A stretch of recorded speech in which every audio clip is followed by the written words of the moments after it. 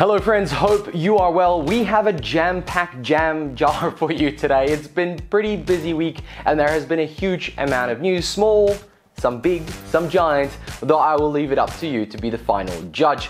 Enough small talk, welcome to the Dirt Report, tech and telco news from around Australia. Today we have NBN Co disables quotes, GPS tracking, Telstra shareholders shakes fist at cloud, and Google rejects us. Before we jump into these murky waters of news and swim amongst the sharks, maybe make sure to throw me a lifeline by liking this video and subscribing. Bad analogies aside, let's roll the intro.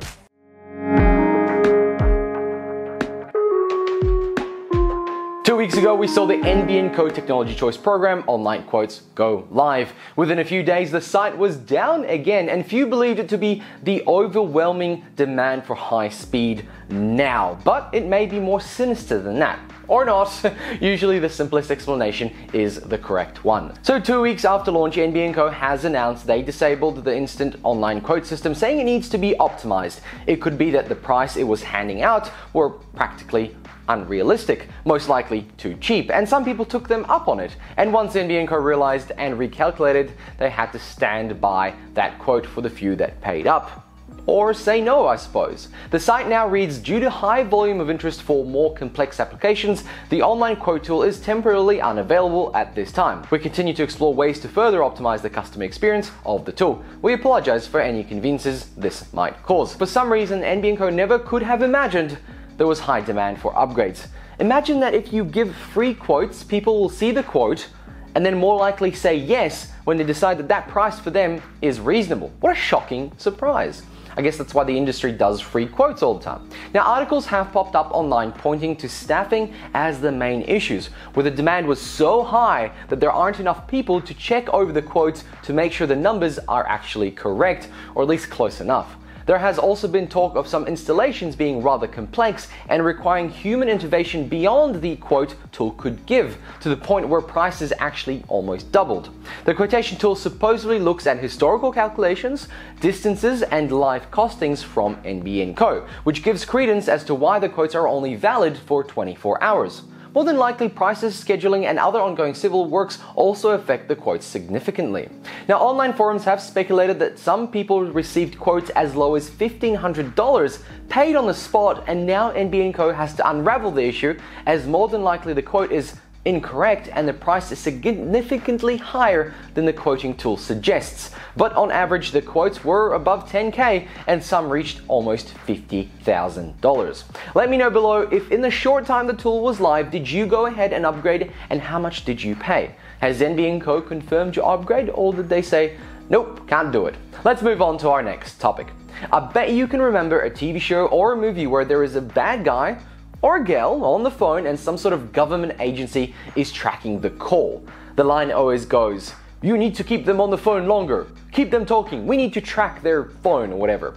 And usually there are one of three outcomes. First off, not enough time. We couldn't track their location. Or yep, we got them. Let's get the squad together and get them and ruin their day. Or they are using proxy sites and we couldn't track them. Usually that's the smart villain. In any case, Australian 000 calls will finally join the Hollywood cliche with GPS tracking using the advanced mobile location system. Our best bud Communication Minister Paul Fletcher announced on Wednesday last week that the Australian 000 emergency call centre is now using the GPS tracking ability via the AML system on all calls in Australia. And I have linked the media release below. So what's AML? Well, it's a technology that allows mobile phones to send more precise location coordinates when a call to 000 is actually made. So 000 receives up to 27,000 calls nationally each day, and around 78% of these calls originate from a mobile phone. So it makes sense to get GPS location off that phone in case the person making the call is unable to tell the operator where they are. And in emergent situations, it is the one place where you really need an exact location, because minutes, seconds could mean alive. So how does it actually work? Well, an AML-enabled smartphone recognizes when an emergency call is made to 000, and if not already activated, activates the phone's location service function. The smartphone assesses the location information available using device-based hybrid methods, which combines GPS, Wi-Fi, mobile network information, and other sensor inputs to calculate the caller's location. Now, once the device location is calculated, the smartphone automatically sends an SMS with the estimated location to the 000 ECS. This SMS is sent in the background while the caller speaks to the actual 000 command center, and the caller is not required to do anything to enable the location information to be sent. It's all automatic. Now, if the phone location services were switched off at the time of the call was initiated, AML will temporarily activate the location service for the duration of the emergency call. It typically takes 25 seconds or less for the caller's location to be calculated and sent via SMS to the 000 command center. When the emergency call has finished, AML will deactivate. The phone will not retain a record of the SMS sent, and the caller is not able to retrieve it at all. The accuracy is within 50 meters for around 85% of cases, which isn't too bad, and I suppose it's better than nothing. But that with some communication from the caller will lead to better response times anyway. Many of the telcos, including Telstra and TPG, work closely with Apple and Google to achieve this, and like the contact tracking built into the phones, it will require the latest version of the phone's OS. So to enable this function, you will have to update to the latest operating system on your particular device. For example, on the iPhone, it is iOS 14.3. Now, on the topic of Telstra, and I read an article in the Sydney Morning Herald, take that as you wish, about a long-time Telstra shareholder, Anton Tagliaferro, who has blamed competitor Optus for creating an unsustainable low mobile price that has dragged down the profit margins of the entire industry. Now, this boggled my mind. So competition has led to a fall in price for mobile services, but it is Optus to blame? What about Vodafone? What about TPG? All this is better for the customer in regards to both price and choice. And are we to think that it would be better for telcos to band together and keep prices really high and their margins really high?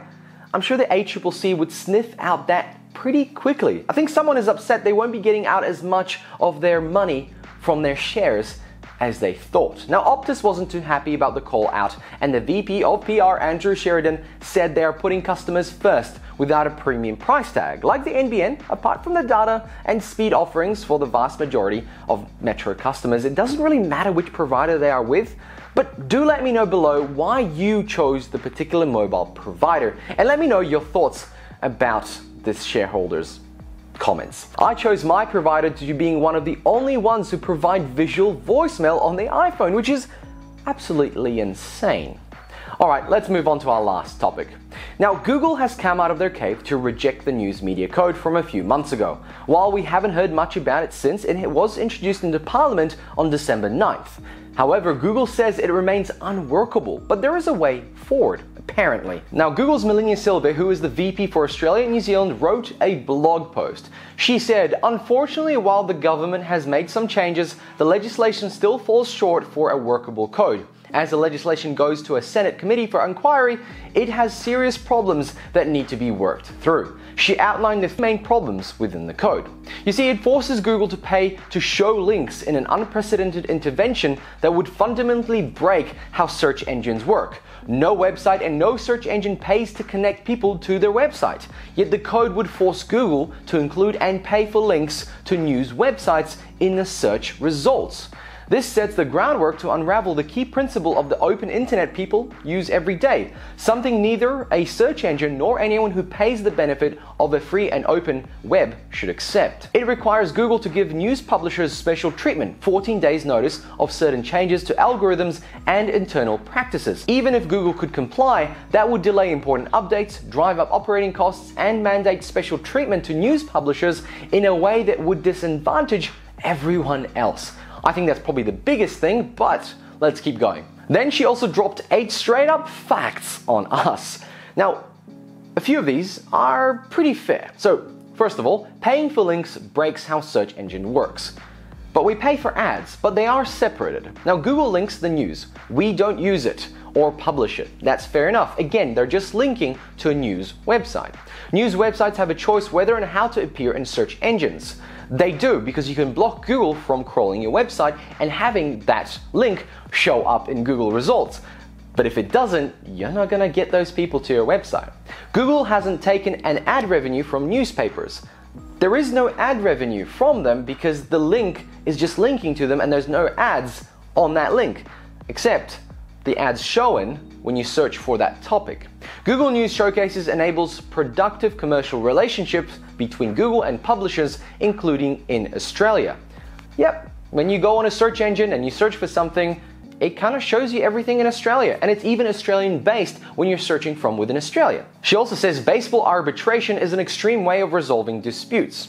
And two-way value exchange model was initially proposed by the ACCC, which isn't anymore. Now Google is a major contributor to Australia's economy. I don't know how much of a fact that is, but they do support 117,000 people that are somehow connected to Google. That's just a random fact I found on the internet. I don't know how much truth there is to it. Now I have linked the blog post below which goes into more detail about each, so feel free to read it, but do note and take it all with a grain of salt, as it comes straight from the big old Google. Let's not beat around the bush. Google has helped businesses to thrive. It wasn't for search engines, we wouldn't be able to find things. I guess that's a given. But at what point should a search engine pay for what it finds? Let me know your thoughts below. Now, with no Christmas miracle for Google on the horizon, we wait until Parliament decides. What you don't have to wait for anymore is the end of this video. Thanks for jumping in. Now, Christmas is just around the next bender, then only a few more sleeps before we hit 2021 with a New Year's Eve bender. Wishing you all the best for the new year and a Merry Christmas to all. Thanks for watching. Make sure to like this video if you did and subscribe if you'd like to see more and support this channel. Thanks for watching and bye!